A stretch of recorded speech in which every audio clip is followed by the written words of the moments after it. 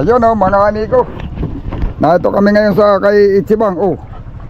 Dito yung lupig-pig. Narito si Kuan. Amin ang ikinubli lang dito nung malakas-lakas. Ay kami ibabalik doon sa Kuan. Ano ba guys? Ito mo. Ay, nakakatulog kayo pag tutulog. Dahil pa naman yata. Nakatras na nga eh. Baka nga lumayo na eh. Nakanod na't wala nang punta. Wala kayo at may akla. Ganutin mo tumulong akla nung motor. Oo. Yan mga amigo. Ito ay dinalalaan dito sa tawid. Gawa ng nung may bagyo ay mahalakas yung habagat doon. Ay amin na ibabalik. Dinala ko dito sa slot, doon sa dinhikan. Doon sa mga hindi nakapanood ay naglaot ako ay mahirap pag nalo doon. Gawa ng baka kuwan. Yung nga, kung pating nalo doon pala ito eh. Disi ito binugbog ng habagat doon sa tapat namin.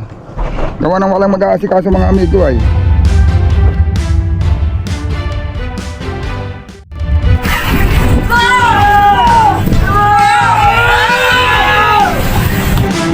Yung akla na yun? Burot na. Ha? Burot na?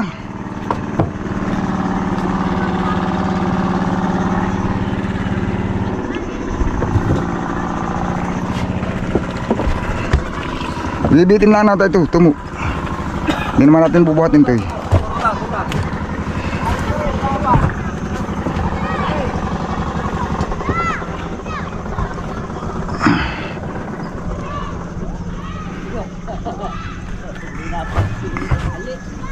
Dadaw.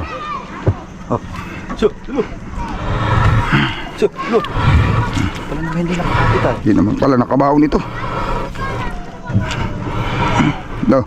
Sige, sabihin mo lang. Sabihin mo na, nakabitin na. Ihulog din naman ito eh.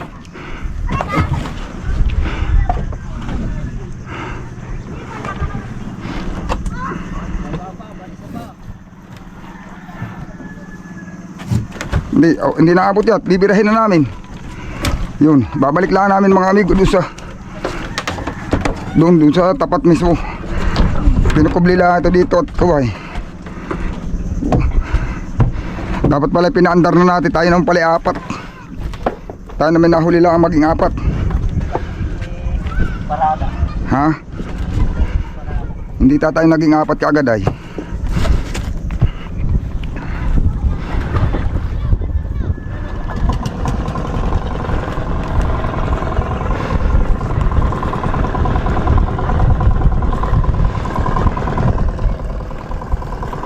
Yan naman na tayo ang klatsok sa ulihan. Dito papaling masyado, sobrang paling. Yan dito.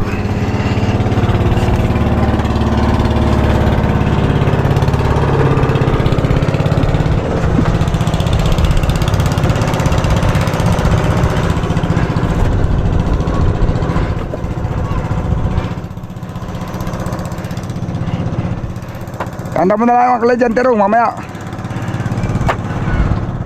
Kung sa pag ihuhulog na.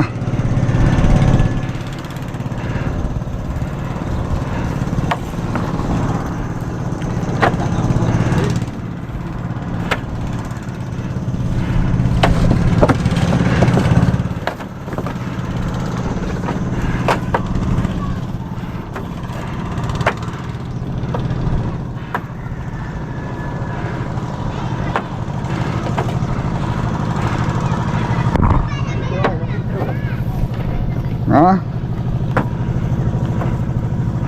Malayo pa.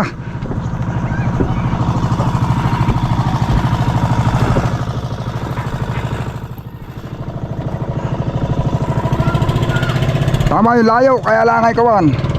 Magitnahan eh, magitna pa. Ha? Mamaya, diba tayo, papapadpadin muna natin.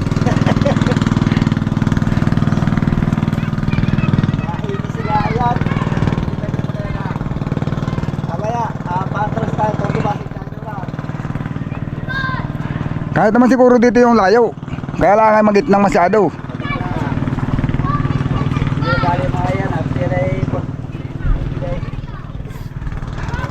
Pero mas maganda din siguro. Bibitinan lang, nasisigurado yung hindi lulutang. Para pa kontra siya, tapos may tali naman sa tabi. Palagay mo.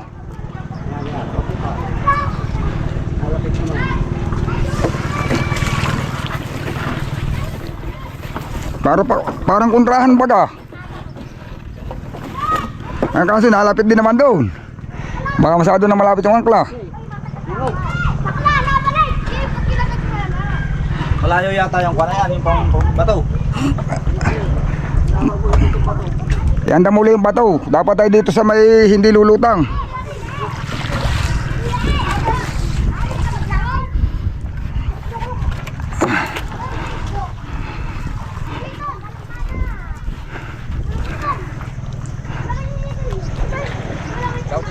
Nakalapat na, nakalapat na.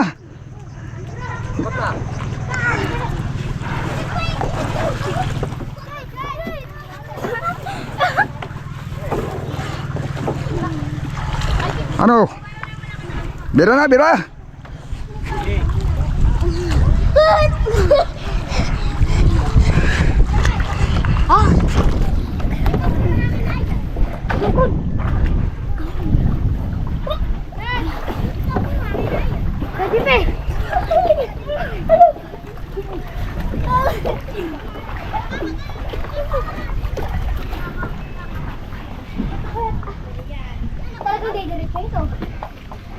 Malayo na tayo, ayan eh.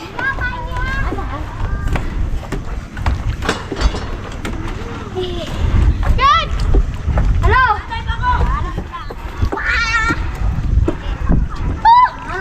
Yun lang, hinangin na. Ay, Good! Balik ko! aro, hinangin. Bakla na si Jim! Balik! Dali mo muna dito yung angkla. Pato ko naman! Dali mo muna dito, hindulo. At para mahila yung unahan pagka na. Jim! Pato ko! Dali mo muna dito yan. Hindi ko lang! Oo nga, ay dali yung angkla dito sa unahan. Dati lang ko buto-buto. Paano?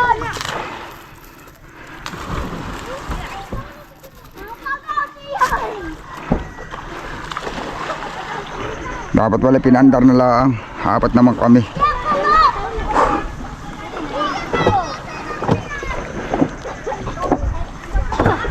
Yun, nabalik na. Nabalik pala naman, naburdahin oh. Luwagan mo lang muna natin, luwagan mo lang. Huwag mo sakantigin para ayaw mo tumabi yung puwit. Ha? Huwag mo sakantigin, luwagan mo. Luwagan mo para pumaling itong unahan. Hindi papaling yan pagka sakanting. Kuripot at dono kay Bun. Laban ng pugat oh. Ay ba ko na sa ulo na.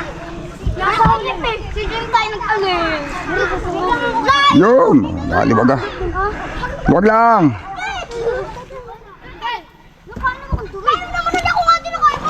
Yan sa akin. Kuya pa kayo. Ha. Paano ay papahitin natin? Papahitin natin. Dito haka. Ha? Ano ba ga? Papaharapin natin sa silig. Hello, huwag mo sa natin dito yan.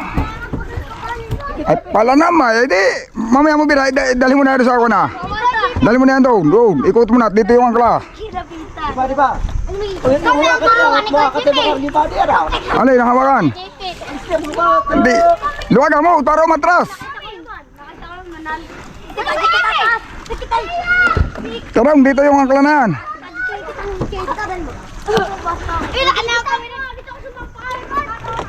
Sa kabila, Hindi, gawa ng hangin. Ito, papatrasin na lang natin dito ah. Dito ang itong puwit, ang ating papalautin.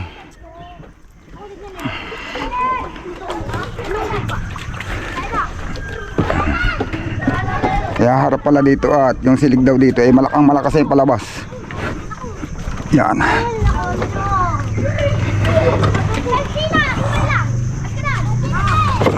Yok. Ba't yun yung dadala?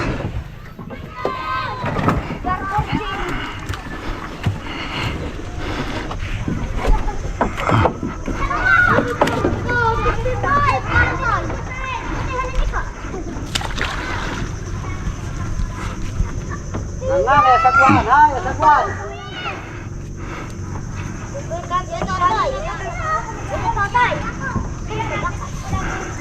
Papirahin? Oo. Ano, paano na sagwan? Sagwan.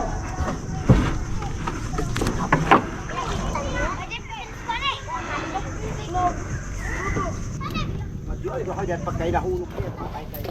Bata pa.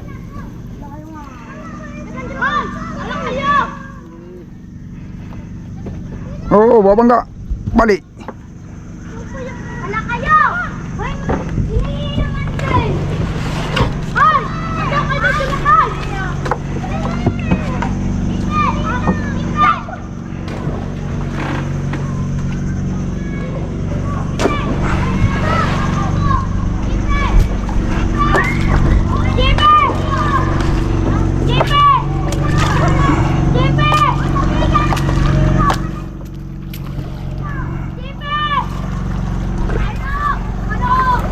Wag mo mirahin, wag mo mirahin. Wag mo mirahin, dali mo na dito. Doon mo na sa kabila.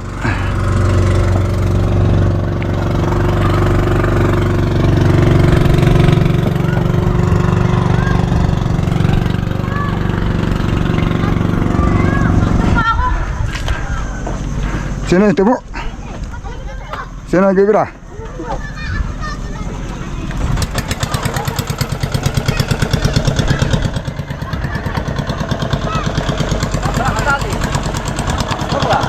Oh, sa palti. Pagkoko, sa pagkoko.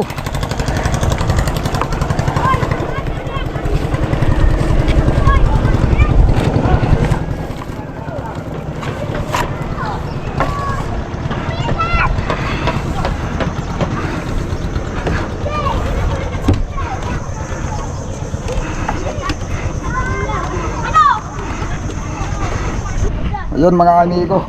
Dito ko lang muna ito tinambay, gawa ng pag ako lumalaot, hindi pwedeng nadoon sa dinahikan. O dito lang sa slot nasa ilog, pag may bagyo at least dito. Kagaya nga nung may bagyo, nilipat lang doon sa kabila, yan dyan. Kasi binalik lang namin dito. At kahit ako lumaot, pag nadi dito, kung talagang may emergency, ay kahit itong mga dituin ko dito, nililipat lang niya doon. At pag kung ito nagkataon pa lang hindi ko dinala dito, ako lumaot, ay bugbog sana ito ng alod doon sa tapat namin. Ay hindi naman sa malulubog doon. Kaya lang, ang problema doon pag nalagot yung tali. Kaya na siyempre malakas ang hangin. Pag nalagot yung tali, ng pagkakatali sa buya, ayun, may posibilidad siyang madagsa. O kaya masipti dito mga amigo. Mayroon nga nang hihingi sa atin ng picturean ko daw. At gusto makita. At siguro naghahanap ng mabibiling bangka. Ito pati mga amigo, ayan. Hindi lang nilangasan ko ito kaso talagang natutuyuhan eh. O tuyo na. Nilalangas generator. Ito ay kalasin lang yung karburador. O ba? Kuan ito. Kalasin lang yung karburador. Hindi siya nandargawa na yung karburador ay linisin. Yun o. Yan. Ang battery na solar. Solar home. Kulang-kulang 10,000 yan mga kulang-kulang 9,000. 150 amperes hours ang ano niya. Tapos may inverter. Ang problema,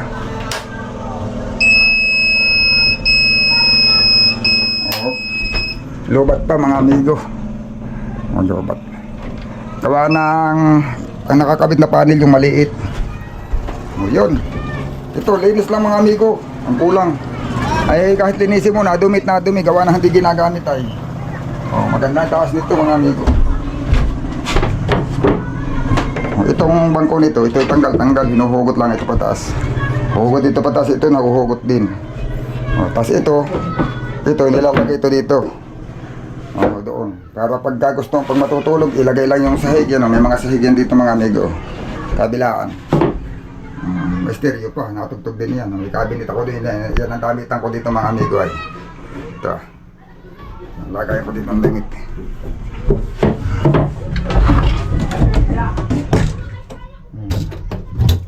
Tingnan ko kung mayroon akong pwedeng dalhin ditong magagamit ko doon. Ito, sinulid.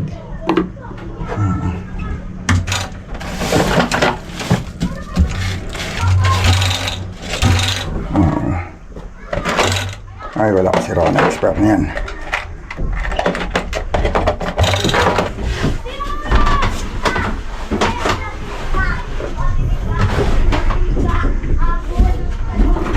Yun.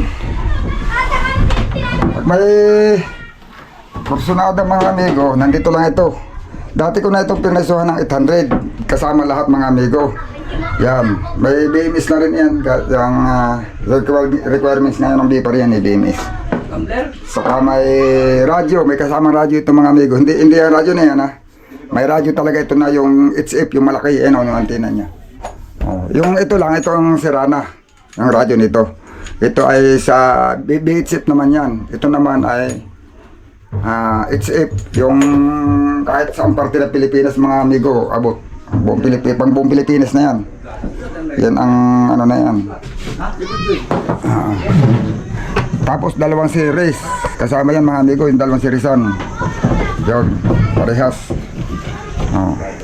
Kasama sa bintahan, generator. Yan naman generator mga amigo, yan ay kondisyon. Kaso lang nung may standby kami, siyempre hindi napapandar, stock yung carburetor, stock up, papalitan lang yung carburetor mga amigo. Yun. Yan ang ano na yan. Yung makina, nung aming dalhin dito, isang hikit, andar naman. Ano mo, isang hikit lang. Akala ko nga hindi maayo isang hikit ay gawa na siyempre, matagal siyang kuha na. Yung hikitin namin ako. Ha? Saan mo nakuha yan? Yung bulto niyan. Wala na dyan. Ha? Maringado na yan. Hindi naman yata nakalugay. Hindi. Ayos pa yan. Hindi kalog. Ayos pa yan. Kasi hindi na ako nasa. Wala, gusto nyo, wala. Kung kaya mong tanggalin yung cordure na yan eh. Kaso lang pag tinanggal mo yun, baka abay yan eh, hindi mahulog. Tinali mo. Sinabatan mo yung tinali mo talaga. Ito yata yung malaki ang cross joint na, hindi? Ganun din. Ito yata ang maganda pa eh. Ang cross joint. Maganda pa sana. Ewan ko lang kung makakalag pa. Oo. Yan, nahirap ka magalas na yun. Bana, madali din na. Malay mo madali din lang. Kaya lang yung ihi, ang delikado pag tinanggal mo ng cross joint. Bagay, ito naman yata eh. Ari, Wala namang kalog. ano namin nata, nakalaw. Hindi. Ay, ang tao yan. Ayos lang yan. Hindi akin ang... Hindi naman yata, lustrade. Hindi. Ay, hindi din. Ayos yan. Nakita mga rotor, yan, ikabit mo. Ikaw na magkabit. Alam ko lang kung may tools ditong kasyadihan. Parang wala na yata kung mga tools dito na nga wala na yung ibang maliliit kong tools. Gis yata, gis ba yan? Para. Wala nga ako gis dito. May mga tools dito, yung mga pang malalaking tornilyo na lang. Yun, dito ko lang din uliwan. Pag may kursunada mga amigo, ayun, may magpapashare ng ano, kaya nga pinagpipicturan ko.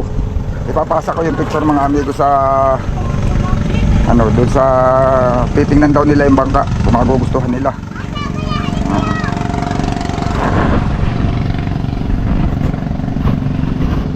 Ang mayroon lang medyo kaunting kukunin dito yung kubirta. May nakapatong ano ba to? Yan eh, kukunin natin yan. Ito? Ba't yan na lang sigurong apat na yan? Ang kunin natin, dadalhin natin. Tapos ito mga amigo, may bato rin dito sa nahon. Palibasa at ito yaring panarili. Karamihan ang nakikita natin ng bangka, yung talim ng roda ay may mga kawang sa gilid. Kumbaga man kulang sa kapal ng roda. Ito hindi.